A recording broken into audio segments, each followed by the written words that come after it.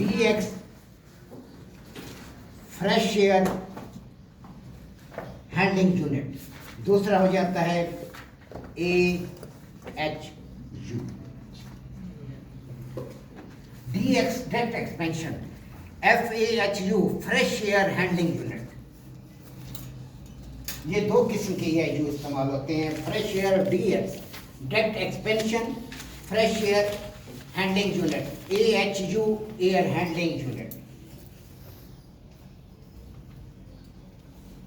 इसमें और इसमें जमीन आसमान का फर्क है। इसके साथ चिलर की जरूरत नहीं होती, डायरेक्ट एक्सपेंशन है। डायरेक्ट एक्सपेंशन से मुराद रेफ्रिजरेंट डायरेक्ट स्प्रे होती है, जैसे सिगरेट भी होती है, लेकिन ये चलता है फ्रेश एयर पर, ताज़ा हवा पर। जो पुरानी हवा होती है वो ज़ाया कर दी जाती है, निकाल दी जाती है। फ्रेश एयर 100% फ्रेश एयर लिखा हुआ है, फ्रेश एयर हैंडलिंग यूनिट। ये दोनों AH इंडोर और आउटडोर दोनों आपके एक ही जगह पर होते हैं। आउटडोर यूनिट भी इसका साथ ही लगा होगा और इंडोर यूनिट भी साथ ही लगा होगा, दोनों छत पर होंगे। अब यहाँ पर हमारे पास क्या है कि हमारे पास है AHU air handling unit. AHU इसे क्यों कहा जाता है? क्योंकि इसमें एयर को हैंडल किया जाता है। ये एक कैबिन होता है जो बंद होता है चारों तरफ से, ये बंद। इसके साथ यहाँ पर दरवाजे लगे होते हैं, तो एक मोटर वाली साइड पे दरवाज़ा होता है और एक आपका जिस साइड पर आपका सेक्शन होता है कि आपके पास जहाँ फिल्टर लगे हुए हैं वहाँ लगा होता है। AHU 4 फंक्शन करता है। कौन कौन से 4 फंक्शन करता है? नंबर 1, यहाँ पर टेम्परेचर कंट्रोल होता है, यह टेम्परेचर काम करता है, कूलिंग करता है, टेम्परेचर कंट्रोल करता है। नंबर 2, ह्यूमिडिटी कंट्रोल करता है। नंबर 3, यहाँ पर एयर मिक्सचर होती है कि हवा की वेंटिलेशन या हवा की गुजरगाह को कंट्रोल किया जाता है।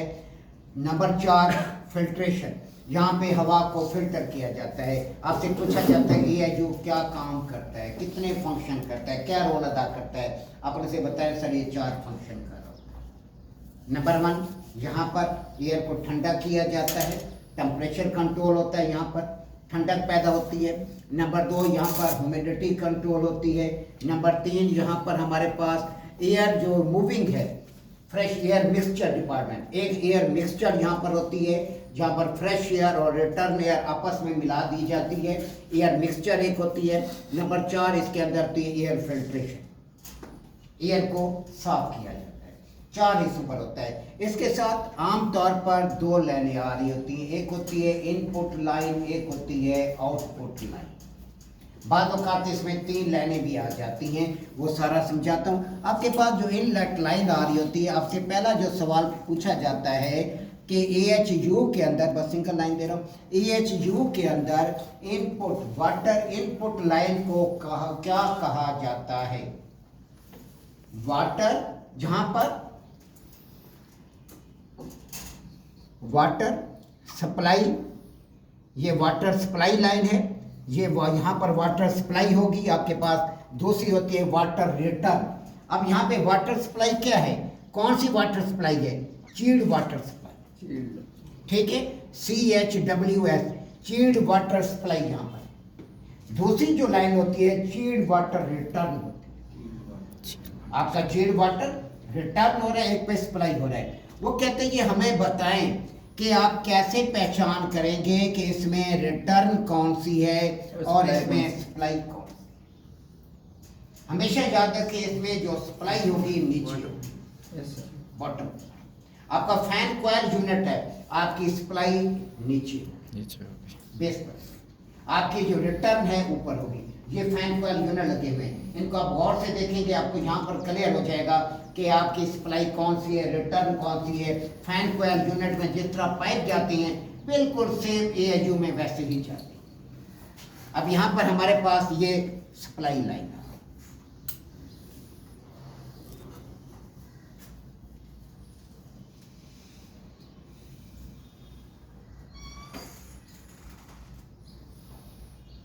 ये हमारे पास रिटर्न,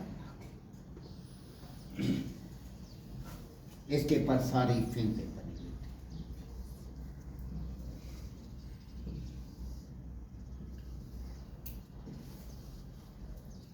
ये हमारे कूलिंग कॉइल है। चिल वाटर से चिल पानी आपके कहाँ जा रहा है, AHU के कॉइल में आ रहा है। AHU का ये लिया जाता है, ये CFM के हिसाब से लेते हैं, क्यूबिक फुट पर मिनट, कि यहाँ पर एयर की सर्कुलेशन पर मीटर भी लेते हैं, पर मिनट भी लेते हैं। अब आपके पास यहाँ पर जो CFM है, जो एरिया है, कितना बड़ा एरिया है, कितने बड़े एरिया से हवा इधर आनी है, उस हिसाब से हम इधर क्या करेंगे, हम AHU को इंस्टॉल करेंगे। अब आप ये देखना चाहते हैं AHU कितने टन का है, कितने TR का है, इसका बकायदा मेथड है, ये भी आपको मैं सिखा दूंगा। आप इसके पानी के टेम्परेचर को लिया जाता है, पानी का प्रेशर क्या आ रहा है, इनपुट आउटपुट क्या जा रहा है, टेम्परेचर का डिफरेंस क्या आ रहा है, फिर आपके पास इसका आपके पास TR निकल जाता है, टन ऑफ रेफ्रिजरेशन, ये भी मैं आपको करा दूंगा। अब यहाँ पर हमारे पास जो सप्लाई आ रही है, जहाँ से पानी इसके अंदर आया, यहाँ से वापस चला गया। अब सप्लाई जो हमारे पास होती है, सप्लाई लाइन के पीछे क्या है हमारे पास, यहाँ पर आपका चिल्ड वाटर चिलर है, यहां पर आपका चिलर लगा हुआ है, यहां पर आपके पास चिलर आ गया। चिलर से इनपुट पर ये पानी आपका यहां पर आपके पास चिल्ड वाटर पंप आ गया, वाटर आपके पास पंप आ गया। अब ये पानी आपका, ये जो पानी आपका है, ये पानी आपका यहां से मोटर खींचेगी, मोटर खींचकर आगे चिलर में भेजेगी। इस पंप को क्या कहा जाता है, प्राइमरी पंप कहा जाता है। आपका कूलिंग टावर का पानी कंडेंसर पंप इस्तेमाल हो रहा है, आपका चिल्ड वाटर पंप है, चिल्ड आपका जो चिलर है वो चिल्ड जो है वो वाटर कूल चिलर है। तो जो पानी आपका कूलिंग टावर से वापस आएगा ठंडा होकर, पहले कंडेंसर पंप में आएगा। कंडेंसर पंप से कौन सा होगा, प्राइमरी पंप होगा। सेकेंडरी पंप बाद का दो पंप लगा देते हैं। अब क्या होता है, 25 HP के मोटर इधर कर देते हैं, 25 HP के मोटर इधर कर देते हैं। अक्सर कंपनियां ये नहीं करती, वो क्या करती हैं, 25 इनपुट 25 आउटपुट, यहाँ पर 50 HP की मोटर लगा देंगे। यहाँ पर क्या करेंगे, 50 HP की मोटर लगा दी, बस आउटपुट पर जब भी आपके पास पंप लगेगा, वो पंप कौन सा होगा, वो पंप वो होगा जो आपके पास चिलर से पानी निकाल के वापस आगे लेके भेज रहा है, वो हमारे पास सेकेंडरी पंप कहलाएगा। चिलर के आउटपुट पर जो भी पंप होगा वो आपका सेकेंडरी पंप होगा। डिफरेंस आपके पास यहाँ कंडेंसर है, वाटर कूल्ड कंडेंसर है, इनपुट पर जो पंप होगा वो प्राइमरी पंप होगा, आउटपुट पर सेकेंडरी पंप। यानी सिंपल इतना समझ ले, AHU से पानी जब सक होकर वापस आता है, ये चार्ट पे मजीद मैं ब्रीफ करूंगा कि पानी जब वापस आ रहा होता है वो पानी कहाँ पर आएगा, वो प्राइमरी पंप में आएगा। प्राइमरी पंप पानी को खींचेगा, प्रेशर बनाएगा, आपके चिलर में भेजेगा, चिलर से आगे पंप नहीं होगा, डायरेक्ट पानी आपके मुख्तलिफ AHU में जाएगा। यहाँ से एक AHU नहीं होगा, एक एक जगह पे 30-30 32 AHU होते हैं, इससे भी ज्यादा होते हैं। तो वही लाइन आपकी मेन आ रही है, इसी से फिर ब्रांचें निकल जाएगी। ये आपके पास चिलर, ये चिलर का पानी जा रहा है, चिलर का यहाँ से पानी निकला, ये आगे ब्रांच है, ये सीधी लाइन आगे जा रही है, यहाँ से आगे ब्रांचें निकलना शुरू हो जाएगी। हर एक AHU को पानी अपना जा रहा है, फैन कॉइल यूनिट को अपना पानी जा रहा है।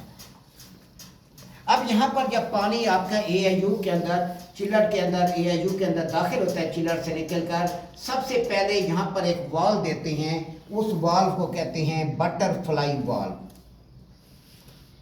क्या वाल्व होता है, बटरफ्लाई वाल्व होता है। वो कैसा होता है बटरफ्लाई वाल्व, ऐसे रिवर्स होगा, नीचे कैंची से बनी होती है, ऊपर एक वाल्व नीचे, इसको ऐसे दबाएंगे तो ऐसे घुमा दो, इस तरह घुमा, बात को फॉलो करेगा। हाँ, ये दो फ्लिपर बन गए ऐसे, ठीक है, ऐसे फ्लिपर बने। अब आपने इसको घुमाना है, आपने उसको दबाना है, जब दबाएंगे दबा के घुमा दे, आप अकेला नहीं घूमेगा, आप उसे दबाएंगे, उसके पर लिखा होता है क्लोज ओपन। आपने क्लोज करना है, क्लोज कर दें, ओपन करना है, आप ओपन कर दें। बाद क्लच की लीवर होता है, कैंची की तरह ऐसे।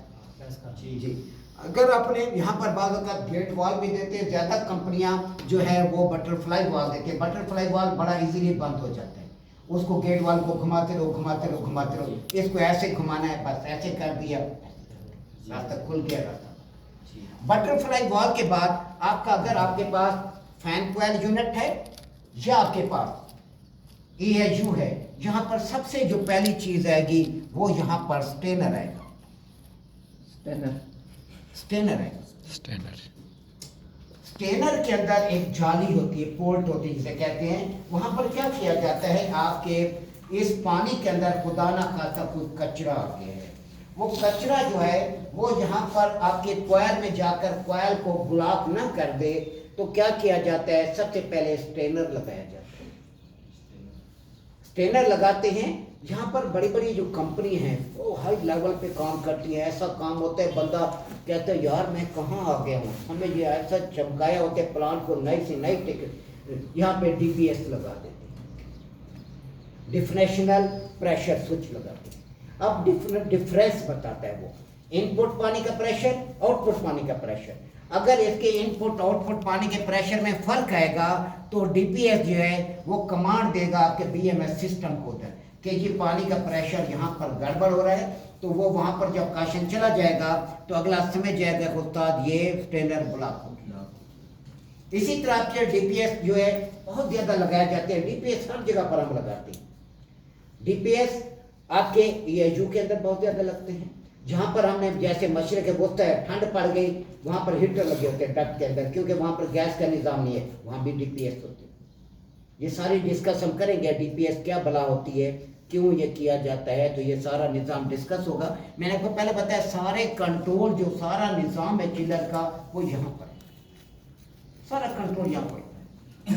चिलर के अंदर सिर्फ टेम्परेचर सेंसर, कंप्रेसर कुछ भी, लेकिन जो मेन कंट्रोलर है जो सारा कुछ कर रहा है, सारा निज़ाम EHU के अंदर, एयर हैंडलिंग।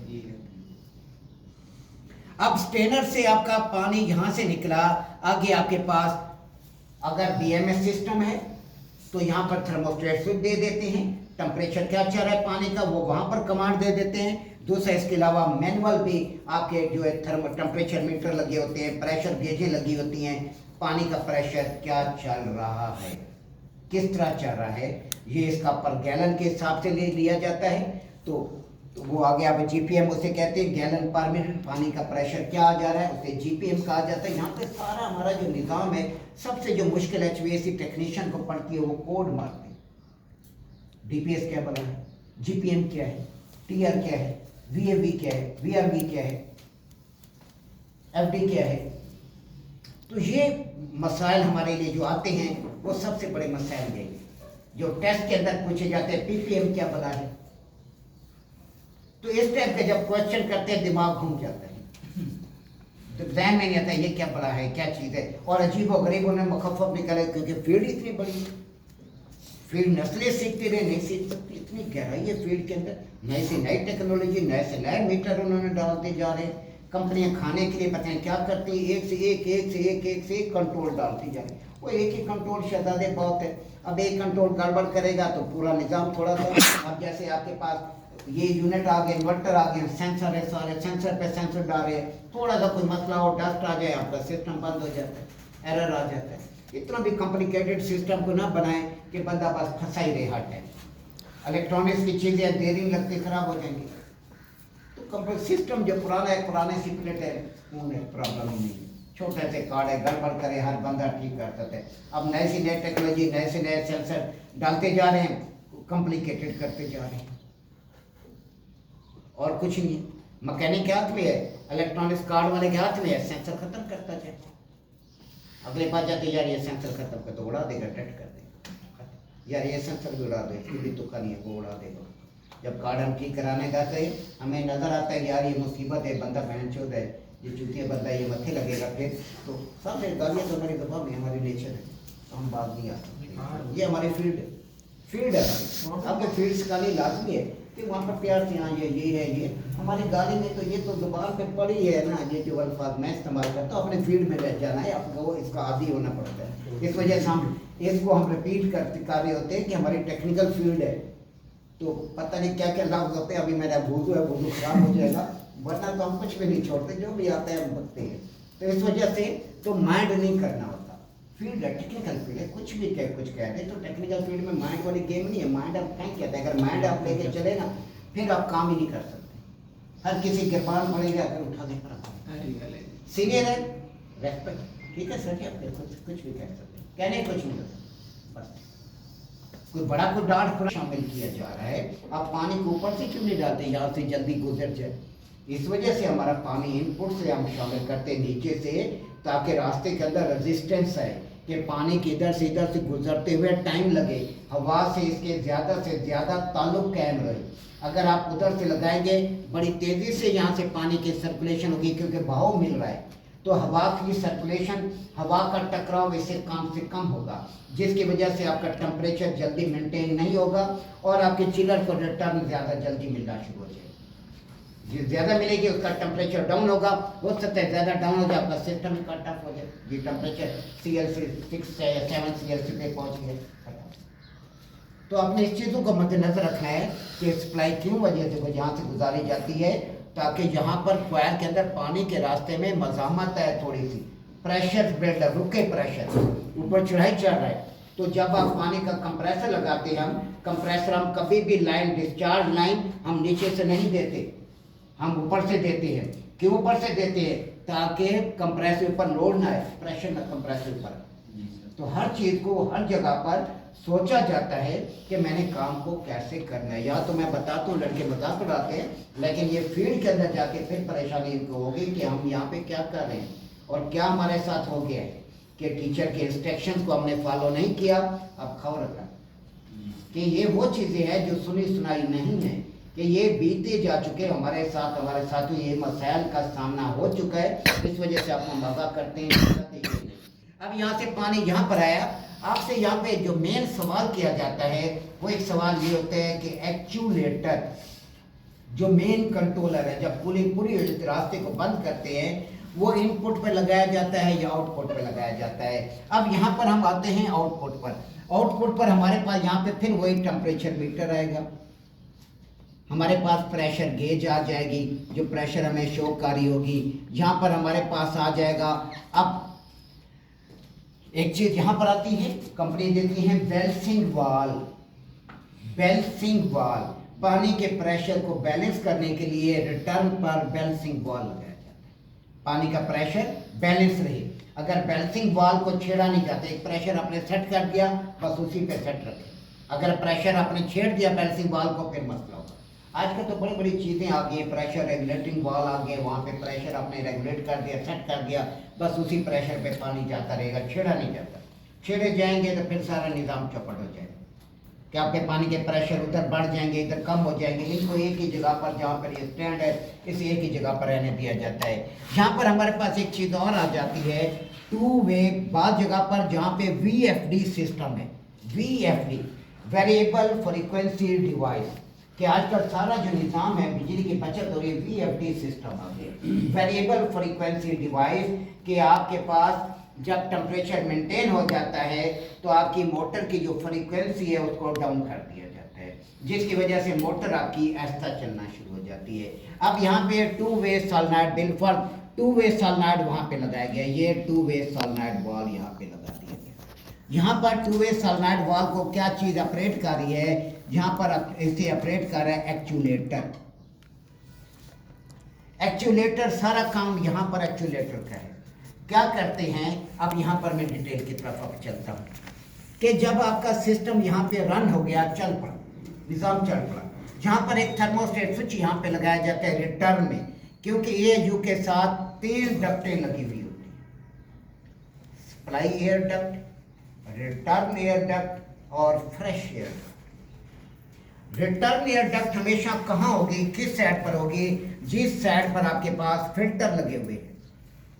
फर्स्ट मैं इधर से शुरू कर देता हूँ।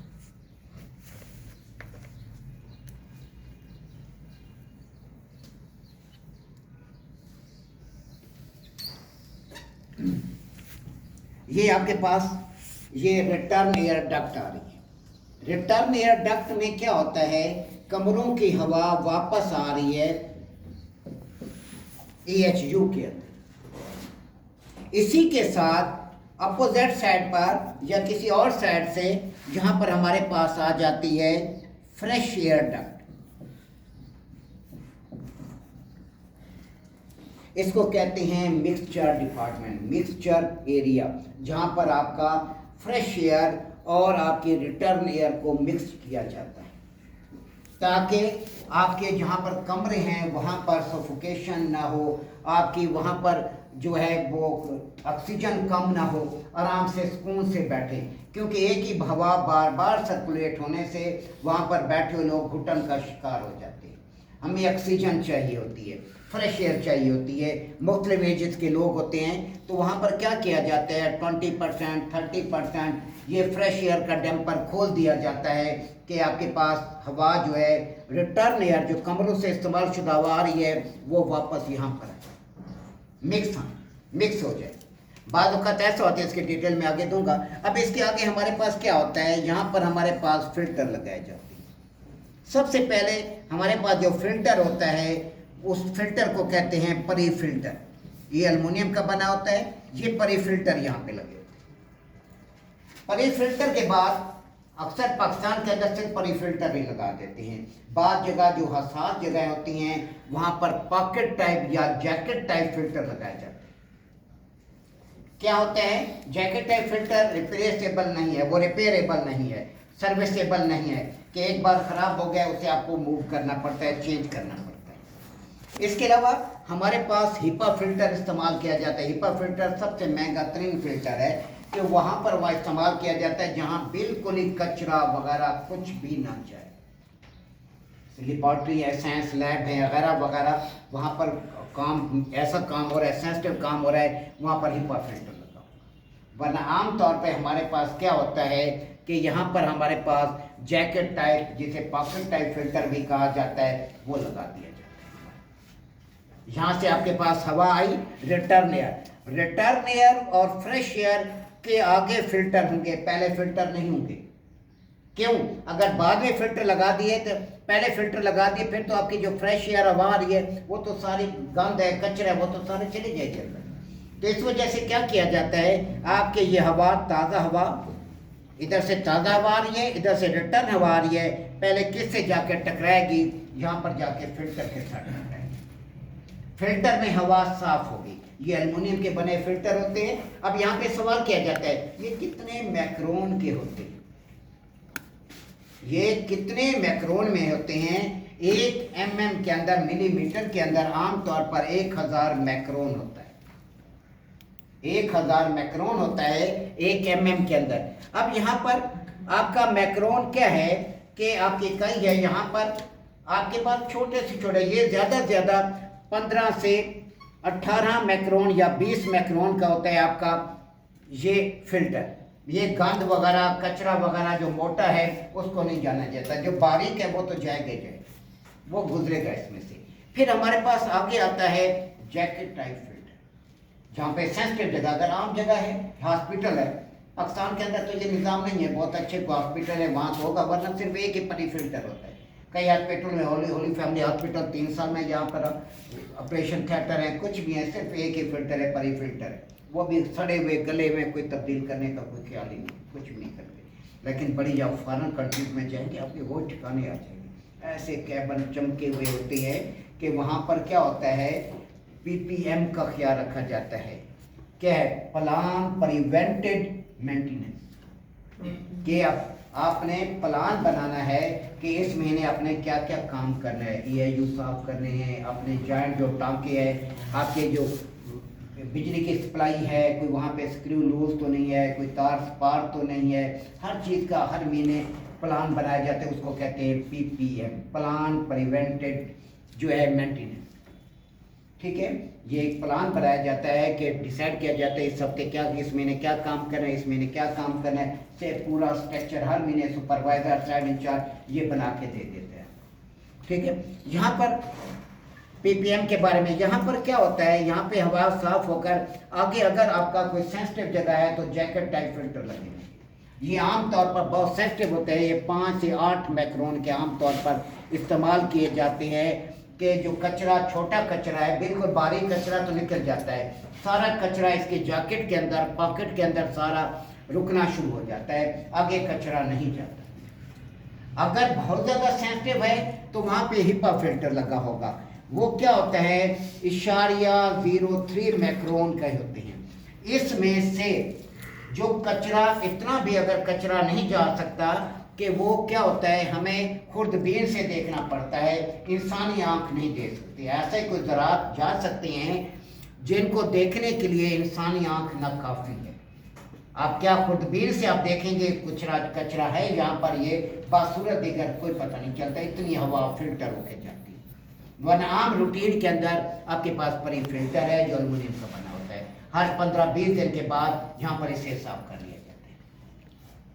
अगर हमारे पास BMS सिस्टम है तो यहाँ पर DPS लगा, डिफरेंशियल प्रेशर स्विच लगा होगा। ये क्या बता रहा होगा, अगर आपका प्रेशर, एयर का प्रेशर कम हो गया है, आपका एक इनपुट इधर होगा, एक उधर होगा। अगर एयर का प्रेशर कम हो गया, दो रास्ते होते हैं, इनपुट आउटपुट का रास्ता कम हो गया तो आपके वहाँ पर कमांड चली जाएगी, ये पानी का, आपका एयर का जो प्रेशर है वो कम हो गया, आपका सिस्टम कट हो जाए, बंद हो जाएगा ऑटोमेटिक तौर पर। तो फौरन उधर से बंद आएगा, वो कहेगा जी ये फिल्टर खराब है, कंप्लेन वहाँ पर आएगी। DPS जो है वो एयर प्रेशर को बता रहा है कि एयर प्रेशर जो है वो प्रॉपर आगे पास नहीं हो रहा। इसके अंदर दो पोजीशन होती है, एक नेगेटिव सिरा होता है, एक इसका प्लस सिरा होता है। तो जब आपका प्रेशर आगे कम हो जाएगा तो आपकी कमांड चली जाएगी कि BMS सिस्टम पे कि आपके जो है फिल्टर चुप हो। इस वजह से अब सारा निज़ाम कंप्यूटर पे आता जा रहा है। BMS सिस्टम में बंदा बैठा है, सारा एक ही बंदा पूरे चिलर को कंट्रोल करे, पूरे 10 मंजिला बिल्डिंग उसको एक ही बंदा बैठ के कंट्रोल करे BMS। अब यहाँ से आपके फिल्टर साफ हो गए। सबसे आमतौर पे परी फिल्टर, इसके अलावा अगर कोई फिल्टर लगा दे तो जैकेट टाइप या पॉकेट टाइप फिल्टर लगा दिया जाता है। अगर बहुत ज़्यादा सेंसिटिव जगह है तो आपके पास अब हिपा फिल्टर लगा दिया जाता है। फिल्टर की बहुत ज़्यादा अक़साम है, ये आपको हम थ्योरी में कराएंगे कौन कौन से फिल्टर होते हैं, कैसे वर्क कर रहे होते हैं। तो यहाँ पर सबसे ज़्यादा जो सेंसिटिव है आपके पास फिल्टर होता है वो हिपा फिल्टर है, ये 0.03 माइक्रोन का बना हुआ होता है। इसके अंदर इतने कम ज़रा, छोटे से छोटा ज़रा जाता है जिसे इंसानी आंख नहीं देख सकती। यहाँ पर हवा साफ होकर इसके साथ आगे इसके साथ टकराएगी, जहाँ से हवा ठंडी होकर आपके सप्लाई एयर डक्ट के ज़रिए आगे कमरों में जाना शुरू हो जाएगी। सप्लाई एयर डक्ट वहाँ पर होगी जहाँ पर आपकी मोटर है, मोटर के ऊपर आपके सप्लाई एयर डक्ट, मोटर के साथ सप्लाई एयर डक्ट है, बिलोर लगा हुआ है आपका। बिलोर हवा को खींच रहा है, खींच के इधर से उठाकर आपके कमरों के अंदर फेंक रहा है। यहाँ से हवा चली गई आपके कमरों के अंदर। यहाँ पर रिटर्न पर मैं आपको बता रहा था, जब हवा रिटर्न आती है यहाँ पर थर्मोस्टेट स्विच का सेंसर लगा दिया जाता है।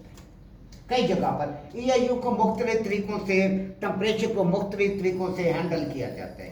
कहीं क्या निज़ाम है, कहीं क्या निज़ाम है, कहीं क्या निज़ाम है, मुख्तलिफ निज़ाम इसमें चल रहे हैं कि एक आधा निज़ाम नहीं है कि एक निज़ाम महकूम नहीं। इसके अंदर बहुत ज़्यादा निज़ाम है कि कोई किस तरीके से कंट्रोल हो रहा है, कोई किस तरीके से कंट्रोल हो रहा है। अब यहाँ पर मैं बता रहा था कि यहाँ पर VFD लगी होगी, जहाँ पे 2 वे सॉलिनॉइड वाल होगा वहाँ पर VFD होगी, वेरिएबल फ्रीक्वेंसी डिवाइस होगी।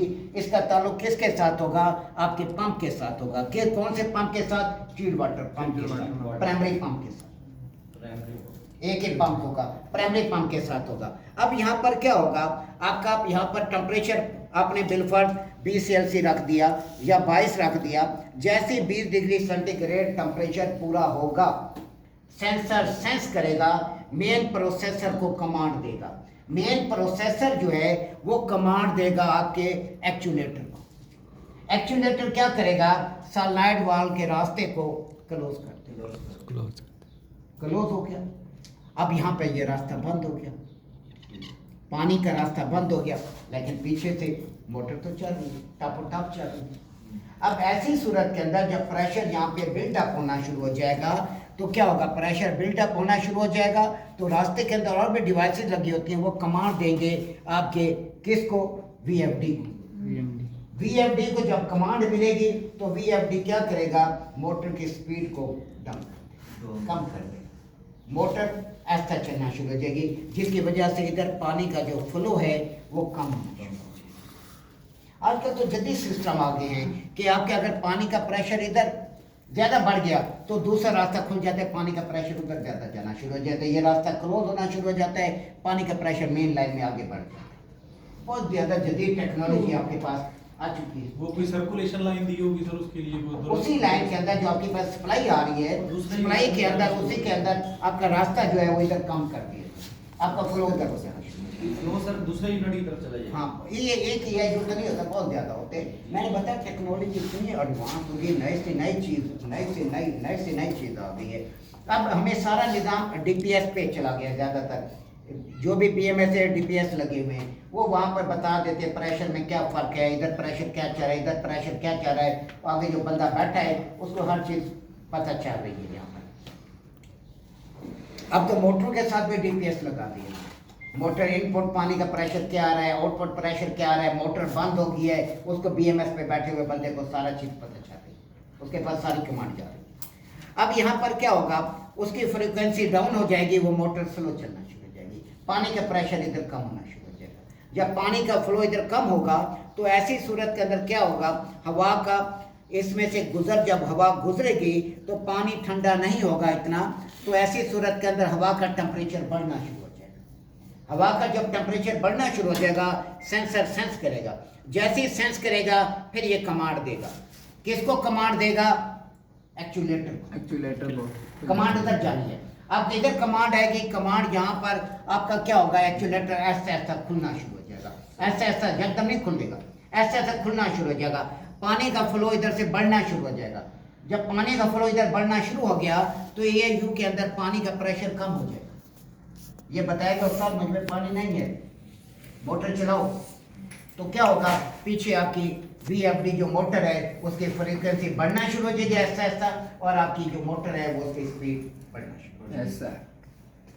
तीसरा निज़ाम यहाँ पर आता है, दूसरा जो है आजकल ज़्यादा तो जो निज़ाम चल रहा है जहाँ पे VFD नहीं है वहाँ पर चल रहा है 3 लाइन सोलेनॉइड वाल्व, एक 2 वे सोलेनॉइड वाल्व, एक 3 लाइन। अब 3 वे में क्या है, 3 वे में आपके पास रास्ता ही है, यहाँ पर इस लाइन को इस लाइन के साथ मिला दिया गया, इस लाइन को इस लाइन के साथ मिला दिया गया। वही गेम फिर है कि जब टेम्परेचर आपका मेंटेन होगा तो क्या करेगा, इसके अंदर 2 इनपुट रास्ते हैं, एक आउटपुट है, इधर से पानी इन होता है, इधर से भी पानी इन होता है, आपके पास आउट आपके पास एक है। अब क्या होगा, जब टेम्परेचर मेंटेन हो जाएगा ये रास्ता बंद हो जाएगा, जब ये रास्ता बंद हो जाएगा पानी क्या करेगा, आगे पानी जा नहीं रहा, आगे पानी नहीं जा रहा, तो क्या होगा, ये रास्ता ओपन हो जाएगा, पानी इधर से इधर जाएगा।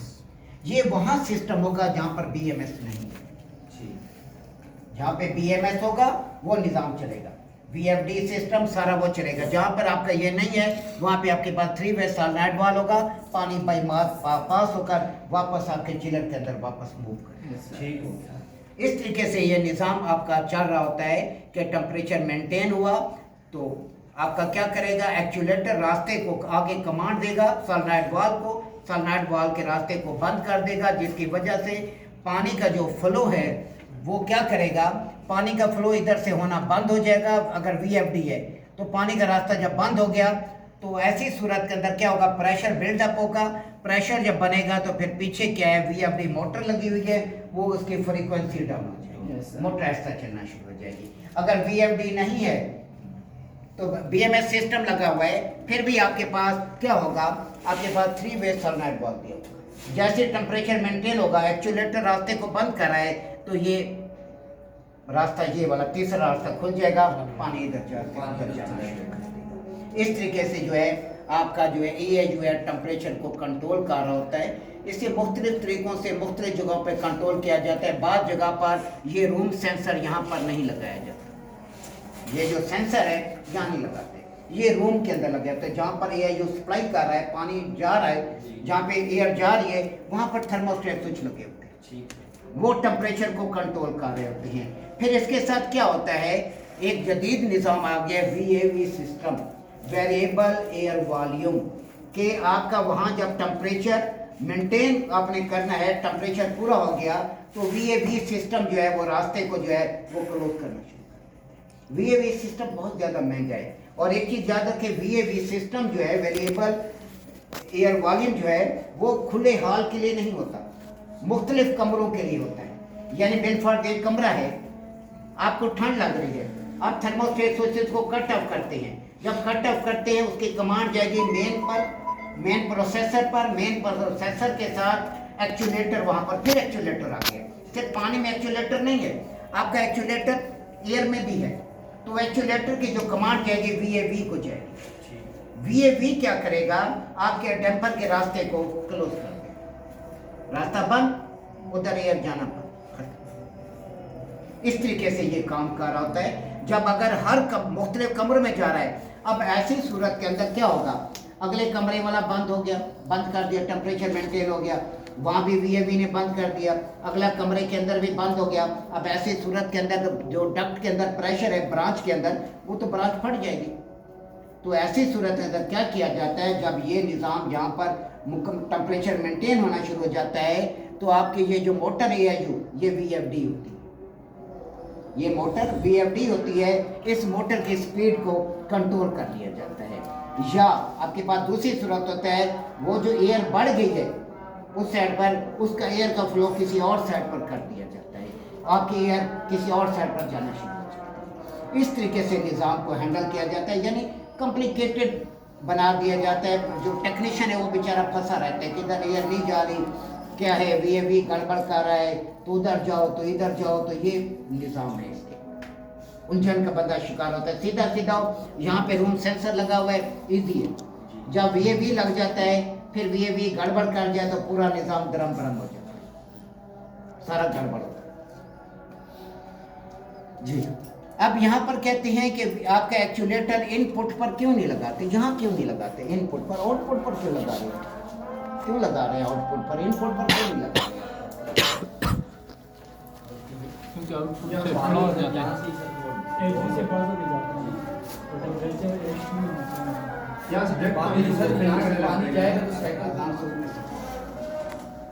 अब क्या है, आउटपुट पर लगा हुआ है, अब ये रास्ता बंद हो गया, पीछे से पानी का प्रेशर, इसके अंदर चिल्ड वाटर मौजूद है, हवा इसमें से गुजर रही है, काफ़ी देर गुजरती रहेगी, फिर जाके पानी का टेम्परेचर हाई होगा।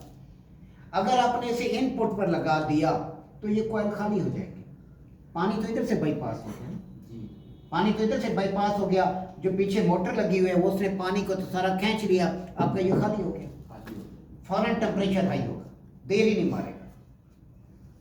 तो इस वजह से क्या किया जाता है, एक्चुएटर को हमेशा आउटपुट लगाया जाता है, ताकि आपका AHU के अंदर पानी होल्ड रहे कुछ देर, जिसकी वजह से टेम्परेचर एकदम अप ना हो। समझिए मेरी बात की, अगर आप इनपुट पे लगा देंगे तो पानी का टेम्परेचर, क्योंकि आपका AHU खाली हो जाएगा, पानी का टेम्परेचर फौरन बढ़ेगा, और जिसकी वजह से आपको डिस्टर्बिंग का सामना होगा, टेम्परेचर फौरन हाई हो जाएगा आपका। अब यहाँ पर एक चीज़ आती है, जब आप आप HVAC कंपनी में चले जाते हैं, वहाँ पर AHU नए लगाने होते हैं। जब AHU अपने नए लगाने हैं तो सबसे पहले आपको कहते हैं जो जी आपने HVAC डिप्लोमा किया हुआ है, तो आपको ज़्यादा, सिर्फ मैंने आपके पहले भी आपको कहा था कि आपके लिए ये ज़रूरी नहीं कि आपने 1 साल का किया हुआ, आपके पास नॉलेज है सारा, आप 2 साल 3 साल कैसे बन जाते हैं, नॉलेज है। क्यों? क्योंकि साल के बेस पैकेज कम होते हैं, 2 साल 3 साल आपकी एवरेज सैलरी पैकेज बढ़ेगी। अगर आप 1 साल 2 साल कंपनी में काम करें, उसके बाद कहीं से आपको रोज उस कंपनी में आप नहीं दे सकते, किसी और कंपनी, जब आपके पास नॉलेज अच्छा खासा आ जाए, कहीं से 2 साल 3 साल, फेसबुक पे बहुत ज़्यादा एप्लीकेशन है कि आपको मिल जाते हैं। असल चीज़ है नॉलेज, आपका डिप्लोमा नहीं चेक होता, असल चीज़ है नॉलेज है, कोई प्रोवाइड नहीं। हम लोग अगर दे सकते हम लोग दे देते, 2 साल हम करवाते, लेकिन हमारी रेंज 1 साल की, हमारी के पर आपका यूनिट बैठेगा नहीं तो वाइब्रेट करते हैं, वाइब्रेट।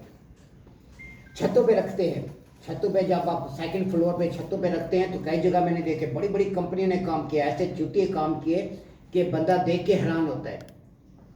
क्या हैरान किए? उन्होंने यूनिट को छत के पर रख दिया। अब यूनिट को जब छत के पर रख रहे हैं तो बिल्डिंग का सत्यानाश, दूसरा हमारा काम सत्यानाश। अब हमारा काम कैसे सत्यानाश हुआ? हमारे काम में क्या गड़बड़ हुई? हमारे काम के अंदर ये गड़बड़ हुई, अपने छत के अंदर रख दिए, फाउंडेशन आपने नहीं बनाई। आपका काम था फाउंडेशन बनाते पहले, जिसके पर आप रखते कम अज कम 1 फुट की क्यों? आपने ये चीज़ ध्यान में रखनी है, कभी भी इसको नीचे नहीं रखना। अगर नीचे रखा आपकी कंप्लेन ही खत्म ही होगी चिलर। अगर चलने से पहले पहले आप पैसे लेके चले गए तो चले गए, लेकिन जो आने वाले होंगे वो उसके अंदर कुछ भी नहीं कर सके। क्यों? ऊपर डक्टें लगी है, सारी पाइप फिटिंग हो गई है, वो ये जो हिला ही नहीं सकते। पूरी फिटिंग खोलें, लाखों रुपए खर्च करें, फिर वो हिलाएंगे, वरना नहीं लेगा। क्या मसला क्या हो गया? मसला ये हो गया कि AIU फर्श पे पड़ा है, इसके साथ पी ट्रैप ही नहीं लग सकते। अब आप पूछेंगे पी ट्रैप क्या बना? पी ट्रैप होती है, अब आप स्पिलिट यूनिट लगाते हैं, हम पी ट्रैप बनाते हैं। पी ट्रैप कैसे होती है? एक यू होता है। यू कैसे होता है? अब आपका यूनिट नीचे फर्श पे पड़ा है, अब आपका पानी ये यहाँ से साफ जा रहा है, इसके ऊपर मॉइस्चर है, मॉइस्चर गिरेगा नीचे सारा। अब हवा इसके साथ टकरा रही है, हवा के अंदर नमी है, जब कॉइल ठंडे कॉइल के साथ नमी टकराती है तो वो पानी बन जाती है, पानी बन के नीचे गिरेगी। अब आपके पानी बन के ये नीचे गिरे, अब ये पानी कहाँ जाएगा?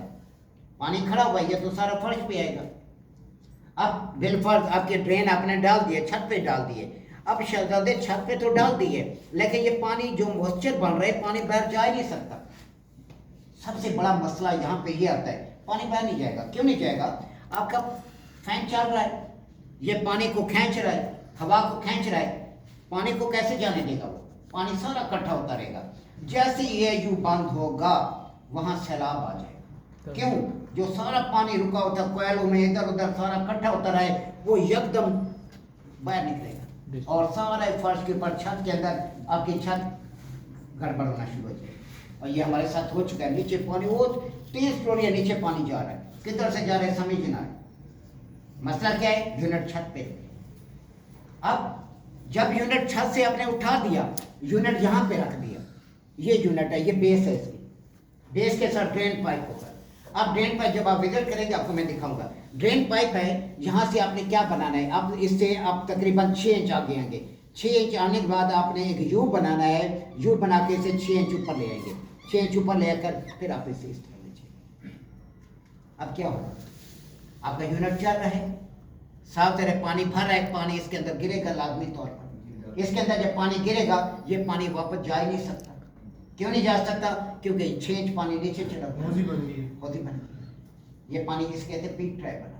ये पी ट्रैप वो सामने कोने के अंदर वो यू बना, वो सबसे लास्ट ऊपर जी। तो सर ये वाली लाइन पे नीचे हो गई उससे, तो ये नीचे है यार, 6 इंच इधर वाली लाइन, उस ये नहीं, ये ऊपर बराबर कर यहाँ, इसमें अब नहीं, अब पानी जा नहीं सकता ना, क्योंकि ये यूं आई, यूं उठ के चली गई। अब कैसे जाएगी? हवा की सेक्शन ही यहाँ पे नहीं रही ना, हवा तो यहाँ पर, ये इतना नीचे आ गया। यहाँ जैसे ये फुल होता जाएगा, इधर से पानी आपका ड्रेन होता जाएगा, फुल होता जाएगा, पानी आपका ड्रेन होता जाएगा। सबसे पहले यहाँ पर हमें ड्रेन बनानी होती है, और इसके लिए पाइप कौन से इस्तेमाल होते हैं? UPVC pipe. ये भी याद रखो, आम पाइप है, ये ना कहना हाँ जी वो PVC पाइप ले आए। UPVC पाइप, UPVC पाइप आपका लगेगा, वो इस्तेमाल होगा। आधी का पाइप ले ले, आधी का पाइप, उसका साइज आम पाइप से बड़ा होता है। आप इंची का लगा लें, आमतौर पे हम 1.25 इंची का लगाते हैं, आप लगा लें। इसका साइज जो है आम पाइप के 1.25 से बड़ा होता है। तो आप उसके साथ जो भी फिटिंग दी है, बिल्कुल ही दी है, आप उसी साइज का UPVC पाइप ग्लू के साथ वो जो इस काटा 3 इंच काट दे, 3 इंच काट के 6 इंच नीचे ले आए, 6 इंच नीचे ले आकर इसे यू बनाए। ये यू पाइप इसके साथ जुड़ेगा, फिर यहाँ पर पाइप इधर आएगा और सारे ये जोड़ लगेंगे, साकटे लगेंगे, साकटे लगाकर ये पाइप आएगा। आपकी ये बेस, आपका कभी भी छत पे पानी नहीं आएगा। Yes sir. पानी आने वाली गेम ही आपने खत्म कर दी। ये उस सूरत में पॉसिबल है जब आपने यूनिट को प्रॉपर इंस्टॉल किया है। प्रॉपर इंस्टॉल करने के लिए कम अज कम आपने 1 फुट यूनिट को ऊपर रखना है। छत पे अगर रखा हुआ है तो आपने बेस लाजमी बनानी है, क्योंकि ये बेसिक चीज़ें हैं जो आपको आनी चाहिए। हाँ जी, चिलर कंपनी में चले गए, आपके AIU इंस्टॉल हो रहे हैं तो AIU लगा रहे हैं। अब आपको भाई आपको इंजीनियर उन्हें बना दे, क्योंकि डिप्लोमे वाले को हमेशा अप कैटेगरी में रखा जाता है, चारों जो पिलर नीचे वाले को नहीं रखा जाता। जिसके पास डिप्लोमा नहीं है वो